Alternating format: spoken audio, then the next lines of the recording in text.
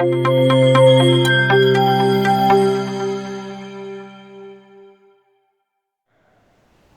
learners, I am Dr. Prathamesh Satadikar, Assistant Professor in Chemistry at HPSM's Ganpat Parsekar College of Education, Harmal, Goa. I welcome you all for this Chemistry Competitive Exam Excellence MCQ Solver course. In this particular module, we will be discussing problems related to crystal field theory. So let us take the first question. So the question is, how many spin alert BD bands are expected in the UV visible spectrum of this hexa-aqua titanium plus 3 complex? So these are the options with us. Now students, we know that this is an octahedral complex and here titanium is present as a central metal ion. The electronic configuration of titanium is given as argon 3d2 4s2. However, we know that the oxidation state of titanium in this case is +3 and hence the electronic configuration becomes argon 3d1. That means this is a D1 octahedral system. Now students, we know that as per the crystal field theory, the 5d orbitals in the case of octahedral complex does not remain degenerate. They split into two sets of orbital, that is the 2,2g sets of orbital and the EG set of orbital. So what we see over here is that these are the 5 degenerate orbitals, d orbitals present in the gaseous isolated metal. And however, when this metal ion forms the octahedral complex, the d orbital splits, giving you T2g sets of orbital having low energy and EG set of orbital having high energy. So this is that one electron which is present in the d subshell. In this case, the electron will be present into the low energy orbital, that is one of the T2g set of orbital. Now what can happen is, this particular coordination compound can absorb the light of suitable energy and this can cause the excitation of electron from this T2g set of orbital to the EG set of orbital. And hence we can get something like this. As a result of which, here only one band is possible. Now this particular transition is a spin alert transition because the number of unpaired electrons over here remains the same before and after the excitation. So the correct answer over here is A, that is 1. The next question is, which one of the following complex is low spin and diamagnetic? So we have these options with us. So let us go to the solution. So students, what we can see is, in all the cases the coordination number is 6, that means the geometry should be octahedral, and in all the cases the ligand is my cyanide ion, and we know that it is a strong ligand, that means delta O over here will be greater than pairing energy, and hence here the pairing will take place. So let us start with the first one. So in this case we know that Fe is in the +3 oxidation state, so this is a D5 octahedral system. Now because the geometry is octahedral, it will split into T2g and EG set of orbital. Now in this orbital I need to feed my 5 electrons. So the first 3 electrons will singly go into the T2g set of orbital. Now the question is, where will the 4th and the 5th electron go? Now as I told you, because cyanide is a strong ligand over here delta O will be always higher than the pairing energy, as a result of which here pairing will take place. So the 4th electron will pair up over here and the 5th electron will also pair up over here, and hence this is a case of low spin paramagnetic complex. Now let us take the second example. Here again this is a case of D5 octahedral system, and here also the electronic arrangement will remain the same, and again this is the case of low spin paramagnetic system. Now let us take the third coordination compound. Now here my manganese is in +4 oxidation state, and hence this is a D3 octahedral system. So the 3 electron will be singly filled into the T2g set of orbital. So we can say that this is my paramagnetic complex. Now in the case of fourth example, here we know that my Fe is in the +2 oxidation state. So that means this is a D6 octahedral system. Now what will happen is, here all the 6 electrons will go into the T2g set of orbital. Here again the pairing will take place, and we can say that this is a case of low spin dimagnetic coordination compound. And hence the correct answer over here is D. Let us go to the next question. The next question is, an octahedron consists of, so we have these 4 options with us, and you see they are talking in terms of vertices, edges and faces. So students, this is how a octahedron looks like.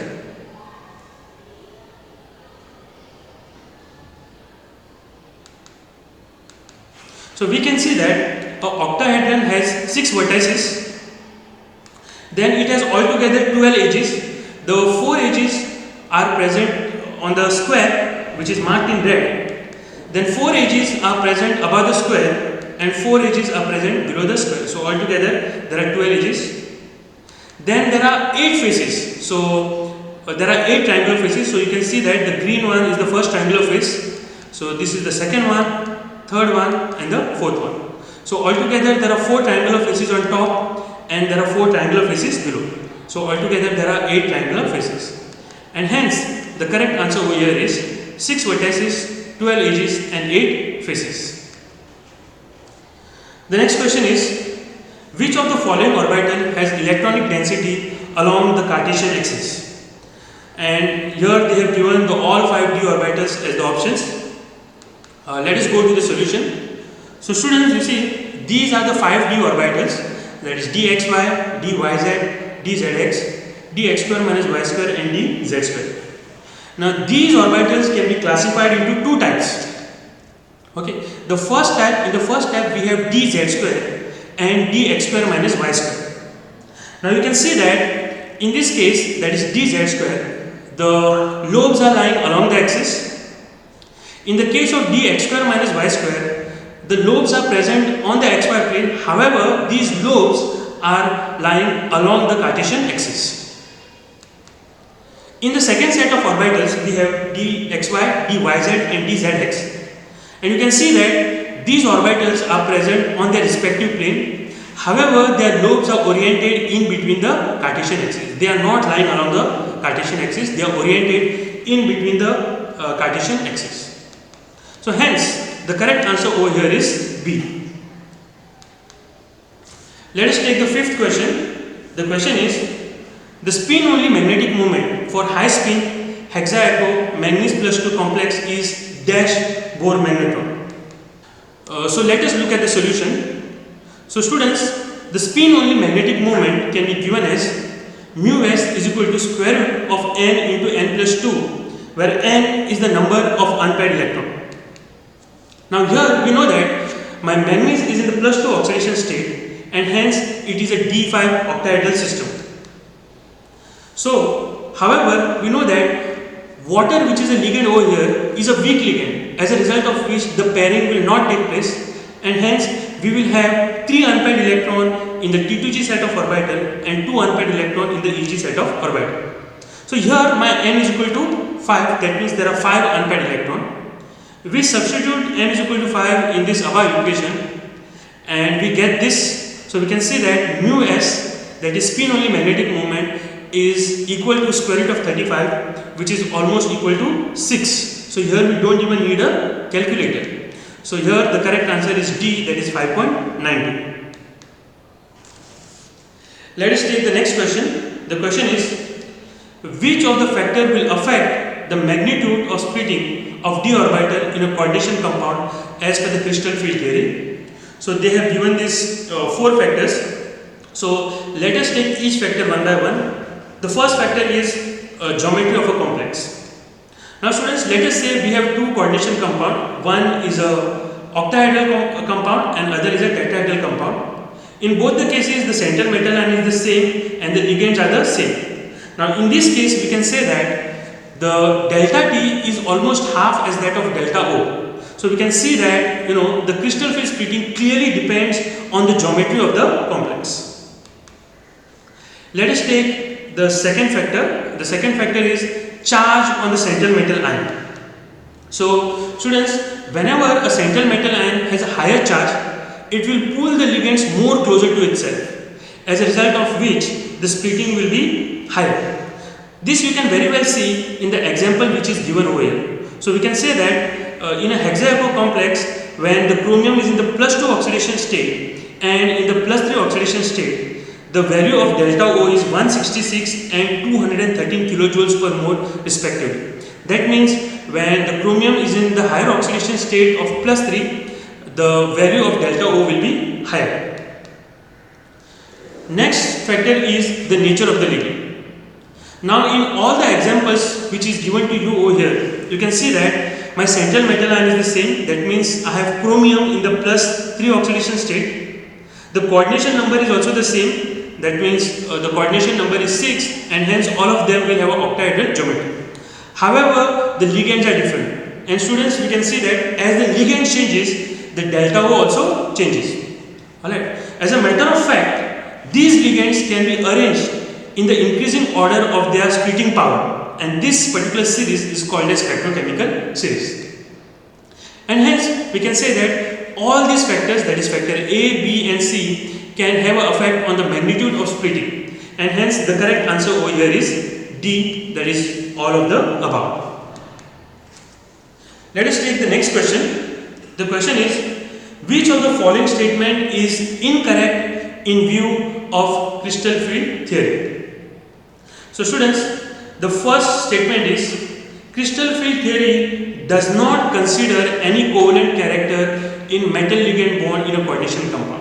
So students, this particular statement is correct because we know that as per the crystal field theory, the bonding between the metal and ligand is purely electrostatic. Okay, and hence there is no question of any covalent bonding. So first statement is correct. Let us take the second statement. The second statement is, crystal field theory can explain the spectrochemical series. So students, this particular statement is incorrect. Crystal field theory cannot explain the spectrochemical series. As a matter of fact, this is one of the drawback of crystal field theory, that is it is unable to explain the spectrochemical order of the spectrochemical series. So our correct answer should be B. However, let us take the next option. So the option C is, crystal field stabilization energy depends on the extent of splitting of the d orbital. So this statement is also very much correct. Higher the extent of splitting, higher will be the crystal field stabilization energy. The final option is, for a octahedral complex, the energy of T2G set of orbital will be higher than the 5 degenerate d orbitals in the free gaseous metal ion. Students, many of you will think that this statement over here is an incorrect statement. But please keep in mind that this statement is also a correct statement. Let us go into detail of this. So you can see that this is the crystal field splitting in an octahedral complex. So the first case is the case of free gaseous metal ion, wherein all the 5 d orbitals are degenerate and they have the same energy. Then the second case is of the hypothetical symmetrical ligand field. Now here also all the 5 d orbitals, they are degenerate, they have the same energy. However, their energies will be raised with respect to the free gaseous metal ion. And the final scenario is the case of octahedral ligand field, in which my 5 d orbital will split to give me T2G set of orbital and EG set of orbital. Okay, so we can see that for the T2G set of orbitals, their energy will be higher than with respect to the set of d orbital in the free gaseous metal ion. So here the correct answer is B, that is crystal field theory can explain the spectrochemical series. So this is an incorrect statement in the view of crystal field theory. Let us take question number 8. The question is, the crystal field stabilization energy for D1, D5 high spin and D8 tetrahedral complex system will be dash respectively. So let us try to calculate the crystal field stabilization energy for each system. Now since this is a tetrahedral geometry, my splitting will be reverse. My E set of orbital will have lower energy and T2 set of orbital will have high energy. Now let us take the first case, that is a D1 system. So the first electron will go in one of the E set of orbital, and here CFSE is given as 1 because we have one electron in the E set of orbital, multiplied by minus 0.6 delta T. 0.6 because we know that these E set of orbital are stabilized by a magnitude of 0.6 delta T. This negative sign indicates that these orbitals are stabilized. Next is plus 0, 0 because we do not have any electrons in the T2 set of orbital, multiplied by 0.4 delta T, 0.4 because these orbitals are stabilized by a value of 0.4 delta T. Here the answer is minus 0.6 delta T. Let us take the next example, that is D5 tetrahedral system, and we know that this is a case of high spin complex. Okay, so here no pairing will take place, and hence the third, fourth and fifth electron will go in the T2 set of orbital. Now here we can get CFSE is equal to 2 into minus 0.6 delta T because there are 2 electrons in the E set of orbital, plus 3 into 0.4 delta T, 3 because there are 3 electrons in the E set of orbital, and here you can see that the crystal field stabilization energy is 0. The next case is D8 system, and here this will be the electronic arrangement, and here we get the crystal field stabilization energy as minus 0.8 delta T, and hence the correct answer over here is C. So students, I once again thank you for your kind attention.